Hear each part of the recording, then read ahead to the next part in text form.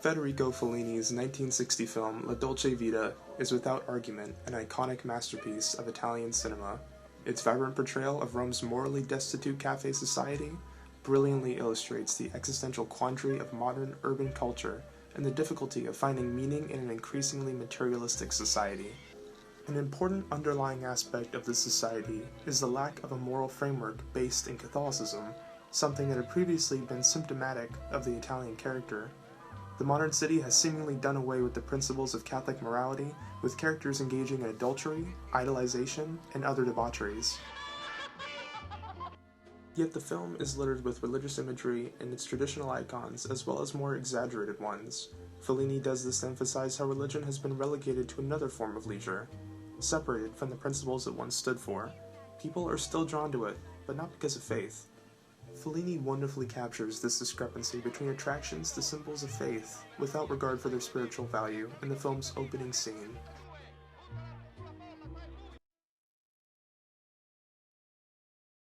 In a grand visual metaphor only capable in cinema, the film begins with a giant statue of Jesus flying through the air. This grabs the audience's attention, but more importantly, exemplifies the film's use of the image to relate meaning and introduce Fellini's style of an extravagant reality.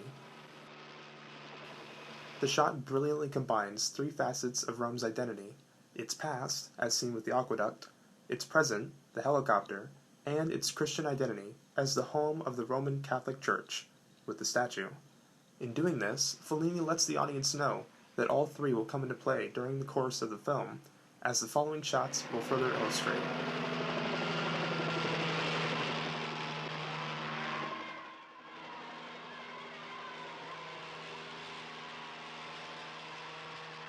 We are taken to a newly built apartment complex as children chase after the statue, but we see only its shadow. Let's pause here for a minute, because in order to fully understand the meaning of this shot, we need to take a look at what was going on in Italy at the time. As opposed to the immediate post-war period of neo-realist cinema, which depicted Italy in social disarray, desperate financial straits, and the Catholic Church as a source of relief as well as hope, La Dolce Vita presents a much different picture.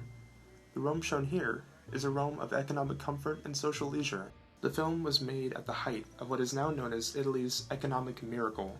Lasting roughly from 1957 to 1963, Italy leapt from being a nation decimated by the ravages of the Second World War into an economic titan, fueled by the export of Fiat automobiles, Vespa scooters, and other products. The country's GDP and per capita income grew exponentially. The boom in industry, in turn, led to a mass migration of Italians from the countryside of the south into the cities of the north. Screenwriter Ennio Flaiano wrote how Rome in this period expanded, became disproportioned, got rich. The people live outdoors. They sniff about, they study, they invade the restaurants, the movie theaters, the streets. They leave their cars in the very same piazzas which once upon a time enchanted us through their architectural splendor and which now resemble parking lots. The mass migration and urbanization also led to a marked decrease in the influence of Catholicism. Historian Paul Ginsberg notes that during this period, Italians began moving away from the church, with the number regularly attending Mass falling from just 69% in 1956 to 53% in 1962. Italians were less committed to the tenets of absolution after death and more interested in satisfying their present wants. Perhaps part of the reason the film was assailed by the Catholic Church upon release was due to its depiction of the decline in religious fervor, as well as its complicity in pulling people away from the church and into movie theaters.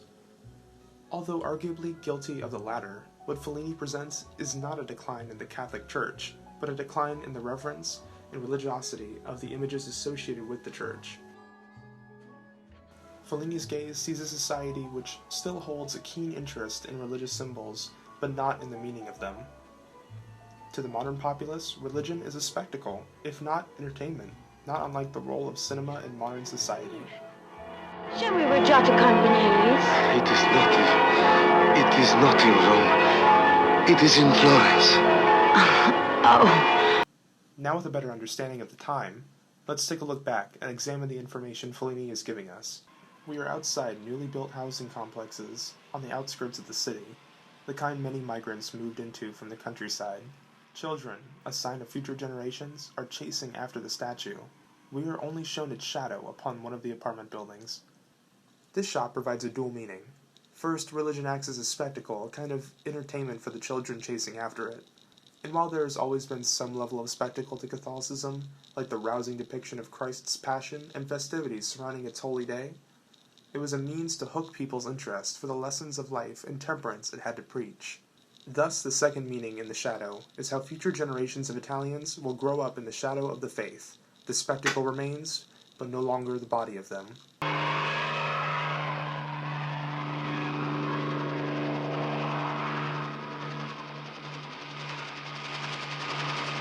We then get a wider aerial shot of the construction of the new complexes.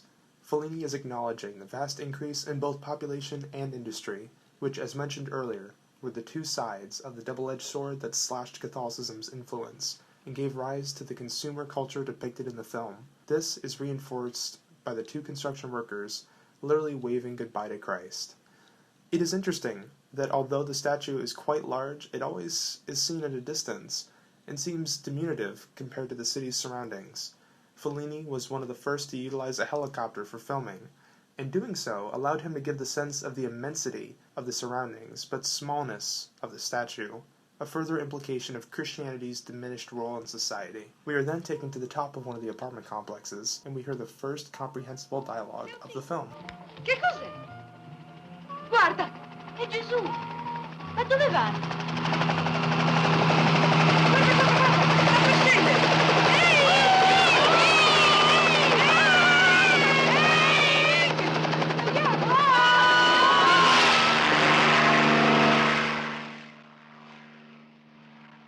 Instead of following the statue, the second helicopter circles back to the woman on the roof. And we are introduced to our protagonist, Marcello, and his cohort, Paparazzo. Although seemingly just a playful interlude, this sequence tells us a lot about the character. This is the first time that the film has utilized a close-up in order to identify the protagonist and the object of his desire, emblematic of how the modern man leaves religion for more physical alternatives, which in this case provides no satisfaction, as the girls answer Marcello's request for their phone numbers, foreshadowing the constant negation and disaffection he will face later in the film. We then return to the statue for the final leg of its trip. We hear church bells ring as the statue approaches Vatican City, and it is here the film cuts to a low angle of the statue, giving it a gravitas as it slowly moves in.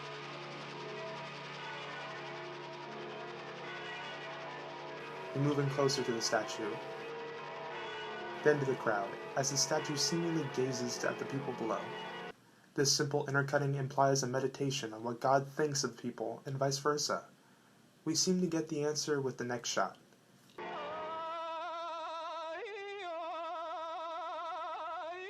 Fellini's cut to this nightclub act of performers masked as East Asian religious figures illustrates the transformation of religious symbols into entertainment.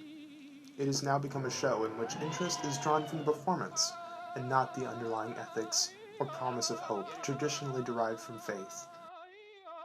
It is now just a show with no moral to be learned. This opening has communicated to the audience the society's emphasis on spectacle, physical pleasures, and its seeming disregard for moral lessons of religion, with Christ literally being taken out of Italy and confined to Vatican City. The Dolce Vita exemplifies what Fellini's scholar Peter Bondinella defines as Fellini's pessimistic rejection of any hope of religious intervention in contemporary life. Yet, is this a damning declaration of modern society's lack of religious foundation? Well, no. Although the characters disregard the moral teachings of Catholicism, the presence of religious imagery, both pagan and Christian, precipitate meaning through association with the character and the setting. We see numerous examples of pagan imagery in the lavish party settings, a sign that modern society is reverting back to the hedonism of the ancient Romans, a Dionysian emphasis of indulgence and physical pleasures, while the Christian imagery suggests something beyond the physical. This includes the conversation with the intellectual Steiner in the church, the young waitress, who resembles an Umbrian saint, Both characters are related to Marcello's dream to write his novel and transcend his present state. Fellini is making a connection between these symbols and settings with the desire to find a deeper purpose, a meaning in life. Religion in all of its forms has been associated with finding meaning in life, but its delivery of such was questionable, and now society has reverted to the emphasis on the physical pleasure of the ancient times, with pleasures old and new being sought as a source of satisfaction. But these pleasures are hollow attractions that do not provide any lasting satisfaction. The specter of Catholicism haunts modern society, and although characters may be deaf to its morality, the search for fulfillment continues in their presence. Society has done away with the constraints of faith, but its return to the excess and hedonism of the ancients provides no more satisfaction. Perhaps in this way, Fellini is using film as not only a commentary on the vacuity of modern society, but as a way for modern society to understand itself in hopes of finally finding a larger purpose, if not lasting fulfillment in life. Like all great artworks, it can ask this question, but it's up to the audience to find the answer.